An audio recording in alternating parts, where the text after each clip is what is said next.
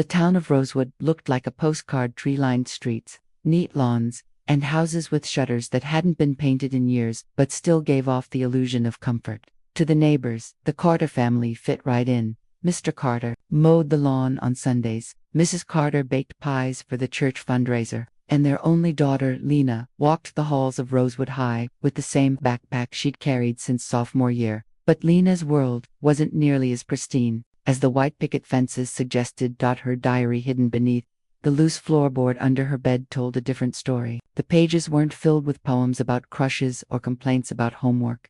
Instead, they carried shadows. Some nights, she wrote in frantic loops, words that spiraled like storms across the paper.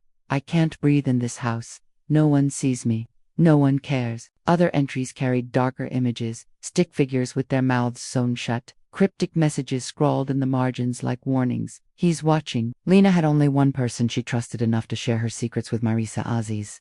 Marisa was the opposite of Lena, loud where Lena was quiet, bold where Lena was cautious, where Lena hesitated. Marisa leaked. Their friendship had grown in secret corners, whispered conversations in bathroom stalls, notes slipped between lockers, late-night phone calls that stretched until dawn. It was during those calls that Lena revealed what no one else could hear. Sometimes, I think, Lena whispered once, her voice breaking through static, that my parents would rather have a doll than a daughter. Marisa didn't laugh. She didn't tell her she was being dramatic. Instead, she said, then we'll make our own world, just you and me. That promise became their lifeline. But promises come with weight, and Lena's drawings had begun to change. What started as doodles in the margins of her notebooks had evolved into unsettling images, bleeding hands, houses with black windows, faceless figures reaching out from the dark. When Marisa asked about them, Lena shrugged, pretending it was just stress relief. But her eyes betrayed something else, something haunted. By day, Lena kept her mask intact. She laughed at the right moments, nodded when teachers called her name, even joined the others in pretending that Rosewood was safe, normal, ordinary. But at night, the whispers in her head grew louder. The diary entries grew sharper, darker. Words bled into one another as though she were racing against time. Something is coming. I can feel it. And Marisa listened. Always. Sometimes she encouraged it. Write it down, she'd say, her voice soft but firm. Draw it out. If they won't see you, I will. Other times, she leaned into the darkness, fanning the spark. Maybe the world doesn't deserve us, she joked one night. But Lena didn't hear the humor in her tone. She only heard the echo of her own thoughts. At school, rumors began to swirl, not about Lena directly, but about the strange drawings left behind on desks, the unsettling notes found crumpled in hallways. No one suspected her yet, but the whispers had started. And in a town like Rosewood, whispers traveled faster than truth. In the quiet corners of her diary, Lena wrote about it. They think they know me. They don't. Not yet. Marisa's reply, scrawled in the back of Lena's notebook in her unmistakable handwriting, was shorter, sharper, more dangerous than let's show them. The hallway where they lingered after school became their confessional, a place where secrets bled into reality. The lockers hummed with voices of other students. But for Lena and Marisa, the rest of the world faded. It was in those stolen moments, surrounded by indifferent walls, that the seeds of something far darker began to take root, something neither of them could control once it started to grow, and it had already begun. Chapter 2. Blood pacts and broken promises. The whispers in the hallway didn't fade, they multiplied. By the time winter settled over Rosewood, Lena and Marisa's friendship had become something stronger, heavier, and far less innocent than late night phone calls and doodles in notebooks. It began with a pact. They made it in Marisa's bedroom, one Friday night, the kind of night where the air outside was sharp with frost and the world felt far away. A single candle burned on the dresser, casting shadows that flickered against the posters on her walls. Lena clutched the diary in her lap while Marisa pulled a sewing needle from a drawer. We need to make this real, Marisa whispered, her voice carrying that mix of daring and certainty that always left Lena breathless. The needle's tip pricked their fingers, and together they pressed the small drops of blood until they merged. Marisa grinned as though it were a crown, while Lena felt a chill ripple through her. Half thrill, half dread. No one breaks this, Marisa said. We're bound, forever, forever, Lena echoed, though the word felt heavier than she'd expected. At first, the pact was playful. They vowed to sit together in every class, to walk home side by side, to never let anyone come between them. If another girl looked at Lena the wrong way, Marissa was there with a glare sharp enough to cut. If someone whispered about Marissa's loud laughter, Lena scribbled cruel comebacks in her diary and read them aloud later to make her friend laugh. But slowly, the pact began to change. Marissa started keeping lists, names of students and teachers who had wronged them, the boy who mocked Lena's drawings, the teacher who scolded Marissa for talking back, the neighbor who complained about their music being too loud. "They think they can treat us like nothing," Marissa said, her pen digging so deep into the page that the ink bled through. "They'll learn." Lena laughed at first, nervously, telling herself it was just a game. But the lists didn't disappear. They grew longer. And Lena, in her diary, began to mirror them. Her entries shifted from sorrow to anger, from feeling invisible to imagining scenarios where those who ignored her finally noticed, through fear, through regret, through punishment. The words became bolder, sharper, more venomous. Marissa read them all. She encouraged every line. "Good," she said. "Don't hide it anymore. If you feel it, write it. If you write it, it's real." It was intoxicating, that validation. For the first time, Lena felt seen, not as a quiet girl trying to survive the monotony of Rosewood, but as someone whose thoughts mattered, even the darkest ones. But the obsession came with cracks. When Lena skipped a call one night to study, Marissa appeared at her window the next morning, furious. "You don't get to vanish on me," she hissed. "We promised, remember." The intensity frightened Lena, but she swallowed her unease. Breaking the pact felt unthinkable. Soon their rebellion wasn't just against parents or teachers, it was against anyone who dared to intrude on the world they had built. A classmate who invited Lena to a group project mysteriously found her locker defaced the next day. A teacher who embarrassed Marissa discovered threatening words scrawled on her car window in permanent marker. Lena didn't confess to being part of these things. She told herself she hadn't done them, yet in the hollow of her chest, she couldn't shake the suspicion that Marissa had done, that she had inspired it. By spring, the line between fantasy and reality blurred. Their whispers, once confined to secrets in notebooks, spilled into plans that felt more like rehearsals. Every laugh carried an edge. Every promise carried a threat. And still, Lena followed. She couldn't tell if she was afraid of losing Marissa, or afraid of who she might become without her.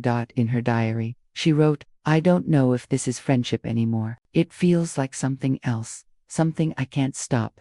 Marissa, reading over her shoulder, added her own words in thick black ink. "Good, don't stop." The pact, once harmless, had become something darker, and the cracks, though invisible to the outside world, were spreading fast, waiting for the moment when everything would shatter.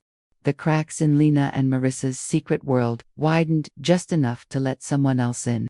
It happened in early April, when the air was still raw with cold, but the days stretched longer, as if daring the girls to fill the extra hours with darker games. That's when Dana appeared, not like a stranger, but like someone who had always been waiting for her cue. Dana was the kind of girl who carried shadows with her, even in daylight. Her reputation at Rosewood was uneven, stitched together from half-truths and whispered rumors. Some said her father had left when she was 6, that her mother's new boyfriend drank too much. Others swore they'd seen bruises on her arms that she covered with bracelets. Nobody asked outright. Nobody wanted to know, except Marissa. "She's like us," Marissa whispered one afternoon as Dana sat alone by the chain-link fence behind the gym. "Can't you see it? She doesn't fit, and she doesn't care." Lena hesitated, clutching her diary tighter. She wasn't sure if Dana was like them, or if she was something more dangerous. But Marissa's certainty was infectious, and within a week, Dana was no longer sitting alone. She was walking beside them, her laughter sharp and brittle, her eyes alive with something Lena couldn't name. It began innocently, or at least, it looked that way. Dana borrowed one of Lena's notebooks, filling its margins with fragments of stories that turned violent without warning. Knights who killed villagers instead of saving them, wives who poisoned their husbands, children who set fire to their schools. Marissa loved it. "She gets it," she said, grinning, as if Dana had been carved to fit into their puzzle. Soon the trio built their own language. They wrote in coded symbols, pages layered with meanings only they could decipher. They drew maps of the school, circling classrooms, labeling hallways with cryptic phrases like the place of silence or the arena. It was a game, they told themselves, though the rules shifted constantly. always bending toward something darker. Lena tried to convince herself it was just imagination, no different from the ghost stories kids told at sleepovers. But the more Dana shared pieces of her life, the harder it became to believe these were only stories. One night, Dana confessed, "He hit me again," she said flatly, sitting cross-legged on Marissa's bed, while Lena sat frozen. "I don't cry anymore. I just think about how to make him stop."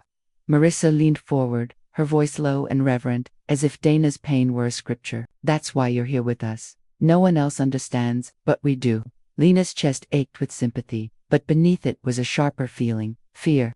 Dana's hunger for control didn't feel like imagination. It felt like a seed planted, deep, watered by every bruise and shouted word at home. Still, Lena stayed. She couldn't turn away now, not when Dana looked at her with eyes that seemed to say, "Don't you dare leave me too." The trio became inseparable. They stalked classmates, not in the obvious way of bullies, but silently, methodically. They followed a boy who once shoved Dana in the hallway, taking notes on where he lived, what time he walked his dog, when his parents' car left the driveway. They collected this information as though preparing for an exam no one else knew existed. Lena wrote everything down in her diary. Marissa pressed for more. Dana pushed boundaries further still. At night, Lena stared at her words, horrified by the escalation yet addicted to the intensity. The whispers had become voices, louder than ever, urging her to keep going. "Family," Marissa said one evening, as they huddled together, hands linked in the huff. "That's what we are now, blood sisters, bound tighter than anyone else." Dana squeezed their hands, her smile sharp as glass. "And no one takes family from me, ever." The pact, once sealed with drops of blood, was now steeped in obsession. What began as rebellion had become ritual, and for Lena, trapped between fear and belonging, there was no longer a clear line between loyalty and danger. She wrote one last sentence before closing her diary that night.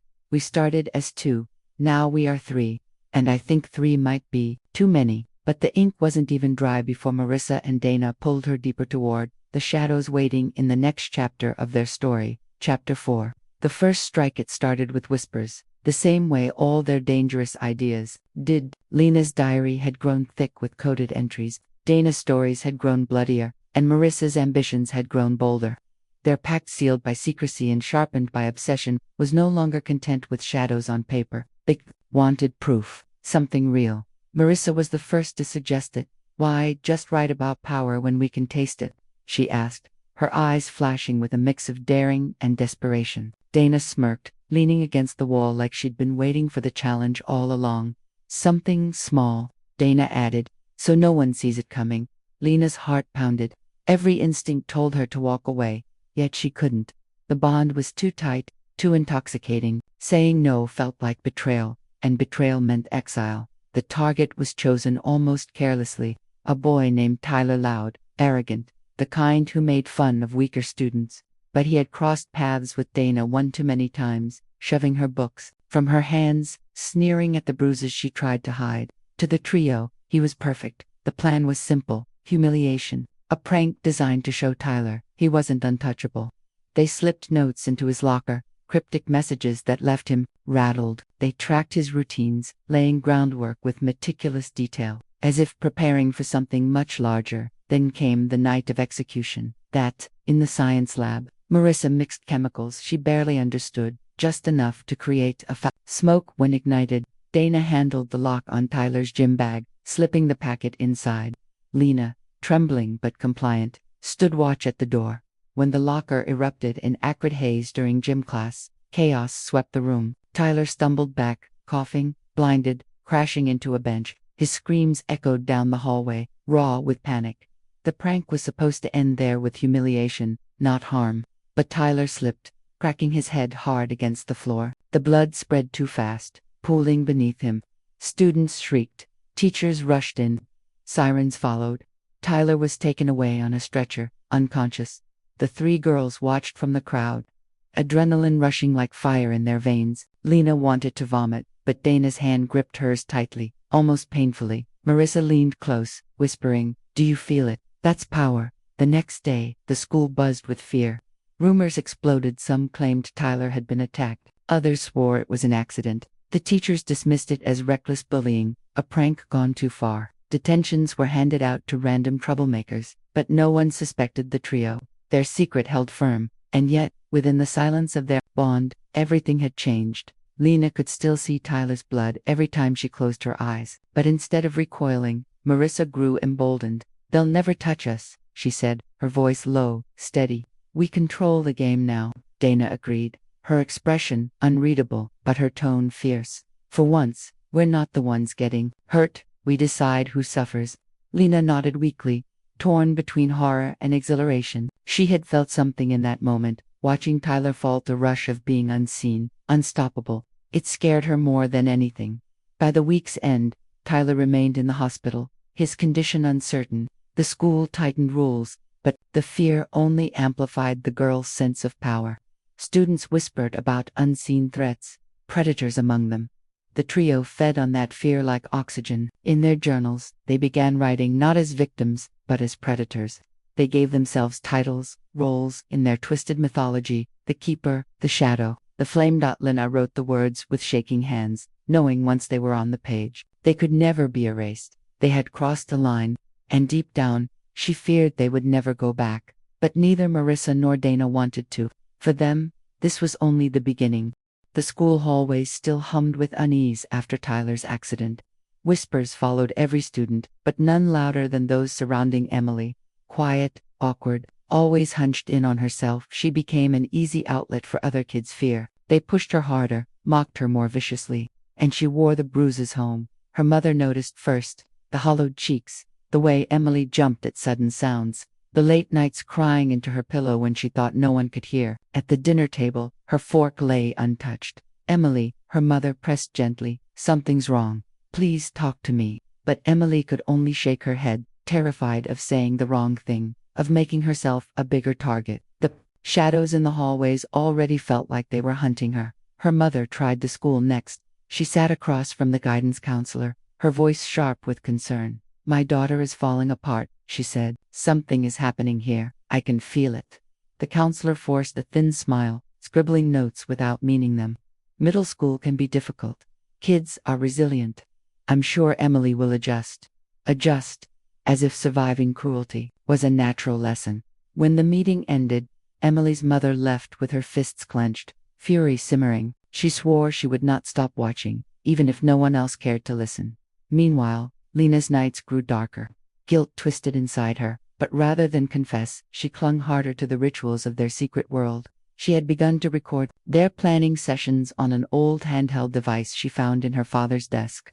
At first, it was for safety proof of what they'd shared, insurance against betrayal, but soon the recordings became something more. She played them back late at night, hearing their whispers looped over and over. The laughter when Tyler collapsed, the promises of secrecy, the vows of control.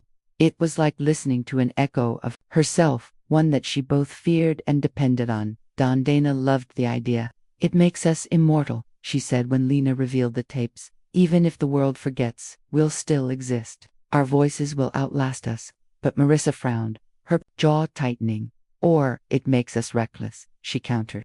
"If anyone finds those tapes, it's over." Tension rippled between them, thicker each day. Marissa had always been the boldest, but now she was also the most cautious. She watched Lena carefully, as though waiting for cracks to appear. "How far are we willing to go?" Marissa asked. One night, they were huddled in Dana's basement, the air damp, the single light bulb flickering above, because Tyler wasn't supposed to end up in the hospital. "We said humiliation, not blood." Dana smirked. "Accidents happen. Besides, no one suspects us." Marissa snapped back. "That's not the point. If we lose control, if one of us slips," her eyes landed on Lena, who sat clutching the recorder like it was a lifeline. Lena flinched beneath the weight of that gaze. "I won't slip," Lena whispered. "I promise." But even she could hear the tremor in her voice. The recorder clicked off, but the silence it left behind was louder than any sound across town. Emily's mother sat awake in her kitchen, staring at the phone. She had made another call to the district office this time, but the words had felt swallowed by bureaucracy. She wondered how many more bruises her daughter would have to endure before someone acted, and in the shadows of that same night, the trio tightened their grip on each other, masks pressed firmly into place. To the world, they were just three ordinary girls, blending into the crowd. But in the mirror of their private games, they saw something else, entire creatures no longer satisfied with innocence. Predators testing the limits of their hunger. Maria's question lingered unanswered, hanging like smoke in the stale basement air. How far are we willing to go? The silence promised they were already on the path to finding out. The question Marissa had asked, how far are we willing to go, didn't fade. It echoed through Lena's headphones as she replayed their recordings late into the night, each whisper sounding darker with repetition. By the time the sun rose, the question no longer felt like caution. It felt like a challenge, and Dana loved challenges. She was the first to push the boundaries, sending cryptic late-night texts that arrived long after the others had crawled into bed. What if humiliation isn't enough? What if power only comes with blood? You want them to remember us forever, don't you? The messages rattled Lena awake, her pulse pounding as she stared at the glowing screen. Before she could type a response, Marissa would already be replying, angry at first, then hesitant, then slowly curious. Stop, Marissa texted one night. That's insane. Is it? Dana shot back.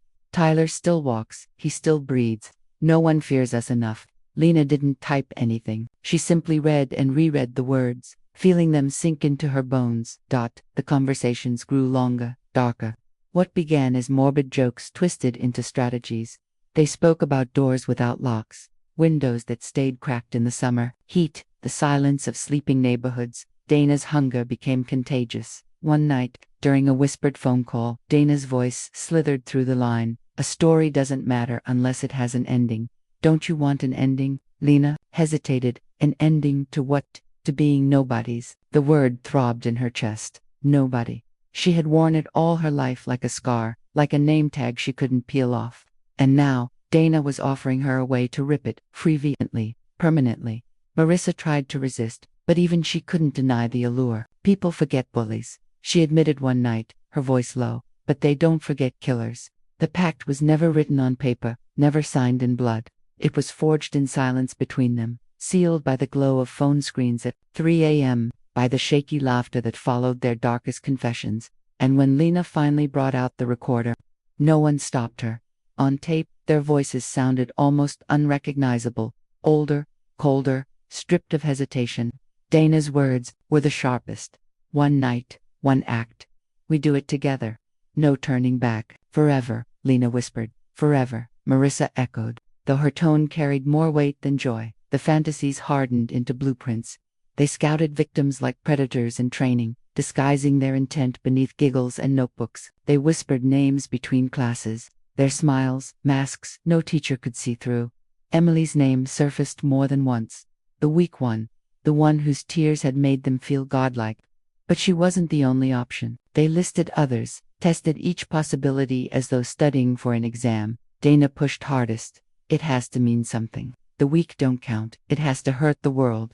Lena nodded, though inside she quivered. Meaning, pain, legacy. These words tasted intoxicating in her mouth, even as her stomach nodded. Marissa alone still showed cracks. This isn't a game, she warned. Once we do this, there's no going back. Exactly, Dana shot back. The night of decision arrived quietly, almost disappointingly ordinary. No lightning, no storm, no omen from the heavens. Just the sticky warmth of summer air, the buzzing hum of cicadas, and three girls walking side by side with backpacks slung over their shoulders. Each bag was heavier than usual. Notebooks and pencils had been replaced with knives wrapped in kitchen towels, their cold steel pressing against the fabric like secrets itching to escape. They didn't speak much as they walked, each step carrying the weight of everything they'd promised. Lena's recorder sat at the bottom of her bag, its red light waiting for her thumb to press play. She wondered if she would ever listen to it, ignore, if someone else would. Long after tonight, the streets grew quieter, the deeper they went, houses dimmed, curtains drawn, the world slipping into sleep while they awakened into something monstrous. At last, Dana stopped, her finger pointed to a modest house near the corner, the porch light faint, the windows dark. This one, she whispered. The others froze. Marissa's breath hitched, her eyes darting to Lena. Are we really? Dana's glare cut her off. We promised. Lena's palms slicked with sweat as she adjusted her backpack strap. Her legs felt like stone, yet they carried her forward, step by deliberate step. until the three of them stood together at the edge of the yard. Behind them, the world remained silent. Ahead, a house full of fragile dreams waited, unaware that pact had brought them here. The knives weighed heavy, and in the stillness of that night, three shadows stood ready to carve their names into something that could never be erased. Chapter 7. Blood on Innocence. The house loomed before us, an ordinary shape swallowed by shadow. It should have been nothing, just another building on a quiet street, but under the weight of our pact, it became a monument, a stage where we would prove ourselves. My pulse hammered against my ribs, as though trying to break free, yet my legs obeyed Dana's lead. She didn't hesitate, she never did. A quick glance over her shoulder was all it took before she motioned us closer. Her grin was thin, almost feral, and in that moment I realized she wasn't nervous at all. She was alive in a way I had never seen before. Marissa lagged, whispering, "We can still stop this." Her voice cracked in the silence, fragile and desperate. Dana snapped back, "We're already here. Stop pretending you don't want this." "Too." I said nothing. My throat was too tight, my palms too damp, my backpack too heavy with the recorder and the knife. We had crossed the line hours ago, maybe weeks ago, when words turned to plans. Tonight was only the proof. The chosen classmate Lee was easy to lure. Dana had messaged him earlier, something casual, a suggestion of fun, a secret midnight hangout he was too curious to refuse. He slipped out of his house like so many of us had done before, shoes barely tied, hoodie thrown over his thin frame. He thought he was stepping into harmless rebellion. When his figure appeared at the corner, my breath caught. He was smiling, unaware, the night air catching in his hair. He waved when he saw us, his voice carrying softly, "What's this about? Some kind of joke?" Dana laughed, the sound brittle and wrong. "Something like that." The rest blurred into fragments. I can never forget the moment he realized something was off. The confusion sharpening in his eyes, the tremble in Marissa's hands as she reached for the knife but couldn't pull it free. The way Dana shoved first, hard, her blade flashing in the dim porch light. Eli gasped one sound, soft, human, unbearably real. Why? It wasn't a scream. It wasn't anger. Just one word that fell between us like a stone into water, rippling through every nerve in my body. Lena, the recorder. My fingers fumbled for it without thinking, pressing the button as though proof was necessary, as though our legacy demanded evidence. The red light blinked to life, watching, listening. The silence after was worse than any cry could have been. Only the rasp of breathing, the shuffle of shoes on grass, the tremor. In Dana's laughter, Marissa dropped her knife first. It hit the ground with a dull thud, her whole body shivering as though she'd woken from a nightmare, only to find herself still trapped inside. "Oh my God," she whispered. "Oh my God, what did we do?" Dana crouched beside Eli, her voice, soft now, almost tender. "This is it. This is what power feels like." But her words cracked around the edges, and I saw her hands trembling, blood streaking her knuckles. I wanted to believe her, to believe this moment would make us immortal, but all I felt was hollow. My chest ached, my stomach churned, and the world suddenly seemed unbearably fragile. Eli's final breath slipped into the night, a faint shudder that seemed to carry every ounce of innocence with it. The air felt heavier afterward, as if the earth itself recoiled for a heartbeat. We stood in silence, three girls bound by a secret so large it pressed against our skin like chains. Dana broke it first, whispering, "We did it. No one can ever ignore us again." Her voice wanted triumph, but her eyes betrayed her. Fear, doubt, the beginnings of cracks in her armor. Marissa staggered back, clutching her head. "This isn't glory. This is murder." The word hung in the air like poison. Murder. It stripped the illusion, left no room for fantasy. The godlike rush Dana promised dissolved into something colder, sharper. I stared at my hands, still clutching the recorder. My reflection in its glossy surface looked alien, monstrous. For the first time, I didn't recognize myself. The three of us had imagined that killing would make us whole. Instead, it shattered something inside each of us. Dana's bravado splintered, Marissa's guilt drowned her, and I was caught in the middle, tethered to both, unable to escape.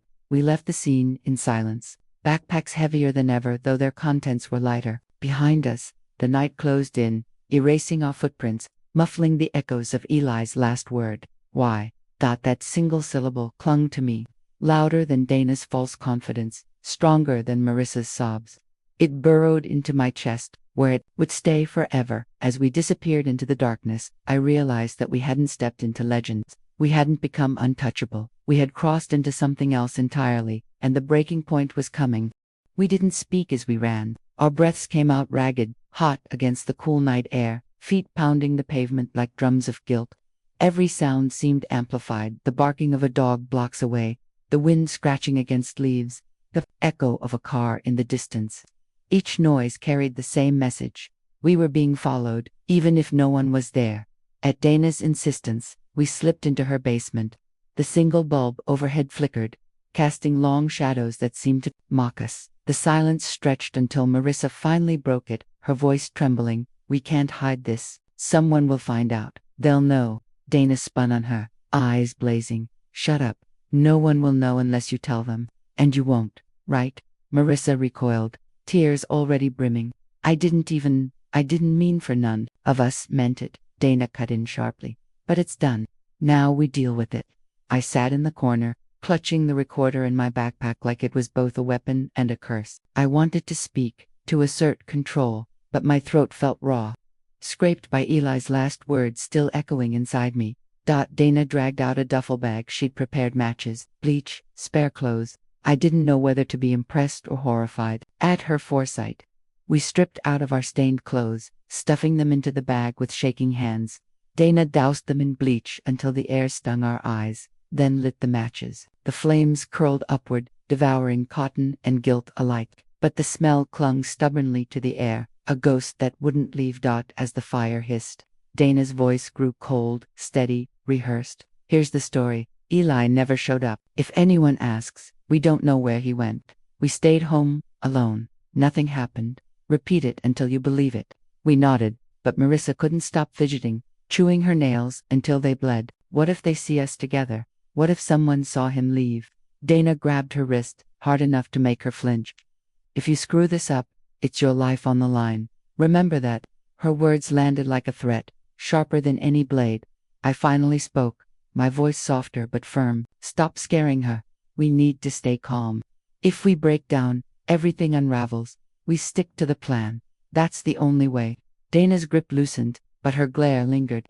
Marissa pulled away, curling into herself. False promises became our currency. Dana swore we'd never get caught, that no one would suspect us. I echoed her lies because Marissa needed to hear them, because if she shattered now, we were all doomed. And yet, deep inside, I knew every word was hollow. When the fire died, only ashes remained, gray dust settling like snow across the basement floor. We buried them in a trash bag, layering it beneath garbage, as if concealment could erase memory. But the smell clung to our skin, to our hair, to every corner of my mind. Hours passed in suffocating silence, punctured only by Dana's instructions. "Don't text each other, don't write anything down. No slips, no confessions." But cracks were already forming. Marissa sobbed quietly when she thought we weren't looking. Dana watched her like a predator circling prey, suspicion sharpening in her eyes, and Mai clung to the illusion of control, even as it slipped further away with every minute. When I finally left Dana's house, the night air felt heavier than before. My steps dragged, each one echoing the same truth. We weren't free. We were bound tighter than ever. And as I reached my front door, I knew it wouldn't be the police or neighbors who destroyed us. It would be us. The knock came 2 days later, sharp, official, the kind of sound that didn't belong to neighbors or delivery. My heart seized, but I forced my face into neutrality as I opened the door. 2 men stood there, detectives, badges flashing under the pale afternoon light. "Notorious," one asked, voice calm but clipped. "Yes, we'd like to ask you a few questions about Eli Harker." Eli, hearing his name spoken aloud, was like being slapped, pulling me back to the basement, to the fire, to the smell of bleach that never seemed to leave my nose. "Of course," I said smoothly, stepping aside. "Come in." Their eyes scanned everything as they entered the neat hallway, the spotless living room. Me, always me. I reminded myself to breathe, to keep my tone even. I wasn't Marissa. I could handle this. The first detective, Ruiz, carried a notebook already filled with scribbles. The second, Klein, had the silence of someone who noticed everything but said little. They didn't waste time. "When was the last time you saw Eli?" Ruiz asked. I crossed my legs deliberately, buying seconds at school, maybe 3 days ago. We didn't really talk much. Ruiz nodded, but Klein's eyes lingered on me, like he could see the memory I was burying beneath rehearsed words. The questions came like waves, steady and insistent. Where was I the night Eli disappeared? Who was I with? Could anyone confirm? My answers flowed, polished from practice. Home, alone, texting friends. Nothing unusual. When they finally left, I held my breath until I was sure their car was gone. Only then did I let myself tremble. They visited Marissa the next day. I didn't need to hear her version to know it went poorly. She showed up at school afterward with puffy eyes and chewed nails, her voice a fragile whisper. They know, she whispered to me in the bathroom, pacing like a trapped bird. They asked about that night. They asked if we were together. I think I messed it up. I don't remember what I said. Oh God, Lena, what if they... I grabbed her shoulders, forcing her still. Listen to me, they're fishing. If you act scared, they'll keep pressing. Just stay consistent. But what if I can't? Dana entered then, slamming the stall door behind her. You better, Marissa. If you screw this up, you're not dragging me down with you. Marissa flinched, eyes wide. Don't threaten me. It's not a threat, Dana snapped. It's reality. Keep your mouth shut or we all burn. The air crackled with hostility. I had to wedge myself between them before the shouting grew louder. 2 days later, Dana got her turn. Unlike Marissa, she stormed into the interrogation room like it was a battlefield. I heard about it after the way she leaned back in her chair, arms crossed, snarling at every question. Where was I that night? At home, duh. Ask my mom, she spat. Detective Ruiz remained calm, but Klein pushed further. Funny, your neighbors didn't see you around. Then, they're blind. Dana's tone dripped venom. You think I had something to do with this? Prove it. The detectives didn't respond, just scribbled notes. Dana left the station bragging about how she'd rattled them, but beneath her bravado, her hands shook. I noticed by the week's end, the pressure was suffocating. Rumors buzzed at school, teachers whispered, and every knock on the door felt like judgment. The detectives weren't buying the facade. They had noticed the inconsistencies, Marissa's trembling, Dana's aggression, my too perfect calm. They hadn't called us liars yet, but the word hung heavy between every question. At night I replayed every answer, every slip. I thought of Eli's final look, the way silence had swallowed him, and I wondered if it would soon swallow us too. When the next knock came, louder, firmer, there was no mistaking it. This time, they weren't just here to talk. The knock from the detectives still echoed in my skull when the real fracture began, not from outside, but within. It was Marissa. Of course it was. She'd always been the weakest link, the one whose hands shook too much, whose eyes darted when silence stretched. I could see it coming, though I wanted to believe I could hold her together with whispered reassurances and careful threats. But fear eats at some people until they collapse under its weight, and that's exactly what happened. It began in the counselor's office. Marissa had been called in, under the pretense of routine check-ins following Eli's disappearance. The school claimed it was about grief, about support for students who might be struggling. For Marissa, it was a trap with a velvet lining. She sat in that small, suffocating room, staring at the stack of tissues on the desk, the faint smell of coffee and paper. Ms. Holloway, kind-eyed and soft-voiced, leaned forward. You've seemed different lately, she said gently. More anxious.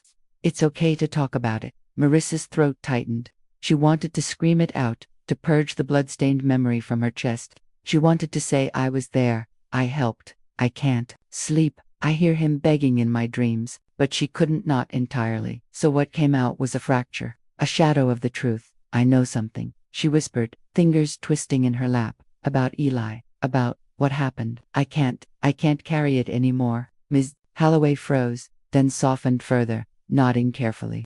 Whatever it is, you're safe here. You can tell me. But Marissa didn't, not fully. She hovered in half-confession, hinting at secrets, at guilt, at being involved in something terrible. Tears spilled as she begged the counselor not to push, not to make her say names. Relief and terror tangled inside her, leaving her shaking, breathless. For a brief moment, she felt lighter until she remembered me. Until she remembered that shadows don't stay hidden forever. Word travels quickly in small places. Ms. Holloway, bound by duty, alerted the authorities that a student might know more than she'd admitted. The ripple reached me within hours. When Marissa returned to class, Her eyes avoided mine, her steps uneven. She didn't have to say a word. I knew that in that instant, betrayal settled into my bones like ice. That night, I waited until the house was quiet before slipping outside. Phone pressed hard in my palm. My message to Marissa was short, venom disguised as care. We need to talk, alone. Marissa wasn't the only one unraveling. Dana, cornered by rumors of Marissa's breakdown, grew vicious. She shoved her way through hallways, snapped at teachers, hissed threats under her breath. You better shut her up. Dana snarled at me one afternoon, her fists clenched. If she sinks this, we all go under. I studied her carefully. The rage was real, but underneath, fear glimmered. Dana wasn't invincible. She was desperate. Leave it to me, I said coldly, but inside, my mind spun like a blade. One girl, collapsing, another lashing out, and me left to hold the fragments together. The night I confronted Marissa, the air was heavy, suffused with the kind of silence that makes every sound louder. We met behind the old gym, where shadows swallowed us whole. You told her something, I accused. Marissa flinched. I didn't. Not really. I didn't say your name. I didn't. But you said something. I stepped closer, watching her crumple. Do you realize what you've done? Tears streaked her cheeks, words tumbling in a rush. I can't keep living like this, Lena. Every night, I hear him. Every morning, I wake up choking on it. Maybe if I just let a little out. Do you think that saves you? My voice dropped to a whisper sharp as glass. You think half a confession won't turn into a full one. You think they won't drag it out of you. I don't want this anymore, she sobbed. I don't want us. The words landed like a knife. For a heartbeat, I imagined ending it right there, silencing her forever. My hands twitched, but I forced them still. Not yet. Instead, I leaned in close, voice low enough to coil around her fear. If you ever breathe another word, Marissa, you won't have to worry about police. You'll have to worry about me. She froze, terror widening her eyes. That was enough for now. But even as she nodded, trembling, I knew the dominoes had started to fall. The secret was cracking, the shadows shrinking. And when shadows shrink, the truth steps into the light. Chapter 11, Courtroom of Ghosts. The night I threatened Marissa was the night the cracks finally widened beyond repair. By the time dawn came, whispers had already spread, and the next weeks blurred into sirens, interrogations, and headlines. It all built toward this, the courtroom, not just any courtroom, but one that had become a stage for the nation. 3 teenage girls, Dana and me, sat, accused of one of the most shocking crimes in recent memory. Cameras lined the steps, reporters jostled for space, and families clutched photos of Eli like talismans against despair. Our faces, once ordinary, were plastered across every screen, every newspaper, every whisper in town. The world wanted answers. The courtroom promised them. The trial began with survivors, people who had brushed against our darkness without knowing it. Teachers who recalled Eli's sudden absences, his fading smile. Students who described hallway whispers, Dana's sudden bursts of violence, Marissa's trembling silences. Each testimony layered a portrait of missed warning signs, of a tragedy that might have been stopped if anyone had looked closer. Parents took the stand, voices cracking as they spoke of empty bedrooms, untouched meals, laughter that would never echo again. Their grief was raw, unpolished, the kind that filled the courtroom with a weight no judge's gavel could disperse. At times, even the bailiff swallowed hard. But the prosecution saved their sharpest edge for us. Marissa was the first to break. On the stand, she clutched the wooden edge, knuckles white, as questions sliced her open. Half confessions spilled into full ones under the weight of sworn testimony. Tears streaked her face as she admitted to helping, to watching, to not stopping what should have been unthinkable. Her voice wavered, cracking again and again. I didn't want to, but I didn't stop it. I should have. Gasps filled the gallery. Cameras captured every sob, every pause. America saw a girl crumbling under guilt, and for a moment, sympathy flickered. Then it was Dana's turn. She didn't cry. She snarled. She argued with the prosecutor, snapped at the judge, rolled her eyes at the jury. When pressed about her role, she spat venom. You think you know what happened. You weren't there. You don't know anything. But her bravado cracked when they played the recording snippets of her own words. Cruel laughter preserved like poison in amber. Dana slammed her fist on the table, face flushing red. The jury watched with horror, some with disgust, and then came me. They wanted a monster. They wanted me to sob, to beg, to repent. They wanted cracks to show beneath the mask, but I gave them none. I sat with my back straight, eyes steady, voice calm. Question after question, I answered with precision, never raising my tone, never breaking. Do you feel remorse for what happened? The prosecutor demanded. The room held its breath. I tilted my head, considering. Then, remorse doesn't change the past. What's done is done. The silence after that was worse than shouting. It stretched, cold and endless. Reporters scribbled furiously. The parents in the gallery stared with wide, stricken eyes. Even the judge faltered, lips parting before forcing composure. That was the moment. The moment the nation saw not a trembling teenager, but something colder, and they would never forget it. Day after day, the trial the defense painted us as children products of neglect, trauma, and peer pressure. They spoke of mental health, of systems that failed to intervene. Some jurors shifted uncomfortably, as if torn between pity and rage. But every time they looked at me, at my stillness, the scales tipped, because pity required humanity. And I wasn't offering any. Outside the courthouse, the frenzy swelled. News anchors dissected our body language, panelists debated our souls, protesters clashed some, calling us victims of circumstance, others demanding nothing less than life sentences. Eli's name trended daily, his face memorialized in murals, vigils, HASHTAGS. We had become symbols, and symbols are rarely forgiven. On the final day of testimony, the prosecution called Eli's mother. She walked slowly, grief draped over her, like a cloak, clutching a photograph of her son. When asked what justice meant to her, she didn't cry. Her voice was steady, sharp.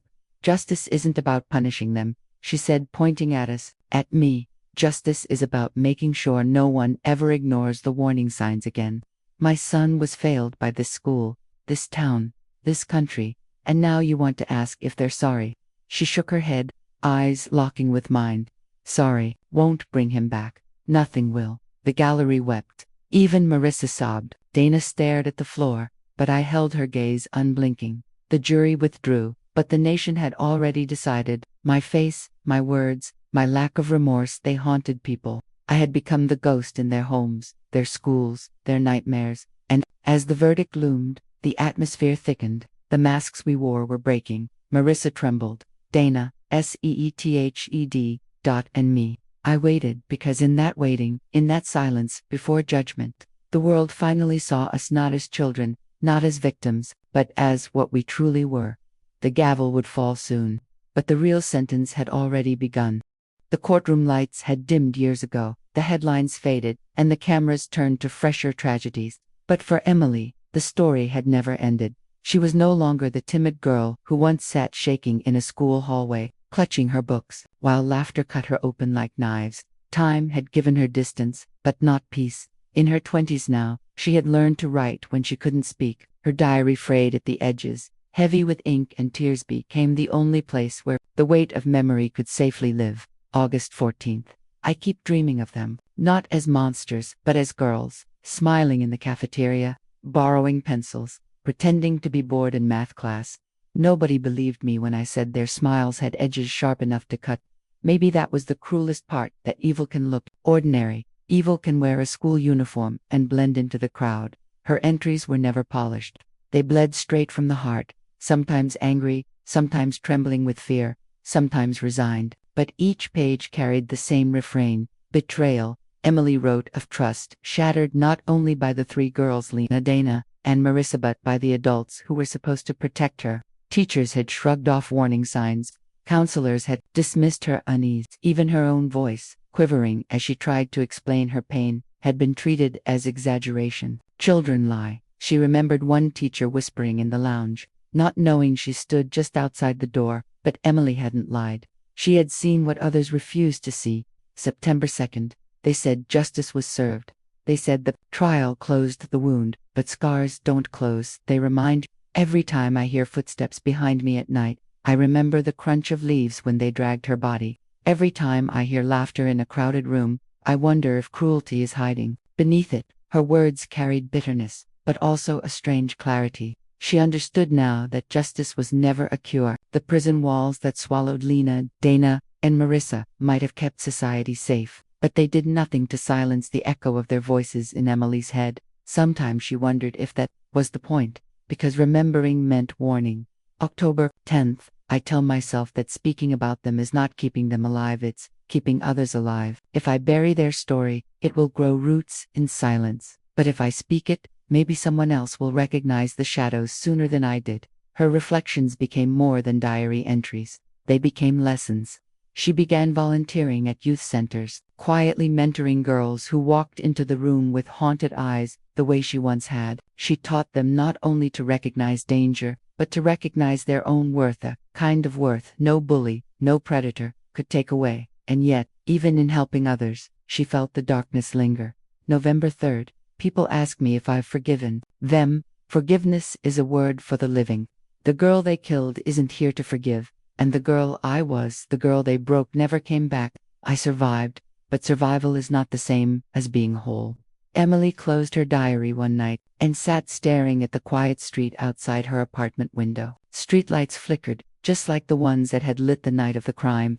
The world looked the same, but she knew better. Evil had no horns, no warning signs. Sometimes it giggled in a classroom. Sometimes it passed notes folded into neat triangles. Sometimes it wore lip gloss and a practiced smile. That was the final truth she carried, the one that haunted her but also armed her. Justice had not erased the scars. It had only peeled back the surface, exposing the raw reminder that darkness can be born in innocence, and that vigilance is the only defense. Emily picked up her pen one last time that night and wrote a single line across the page. We survived them, but we will never be free of them. And with that, she closed the diary, knowing the story wasn't over.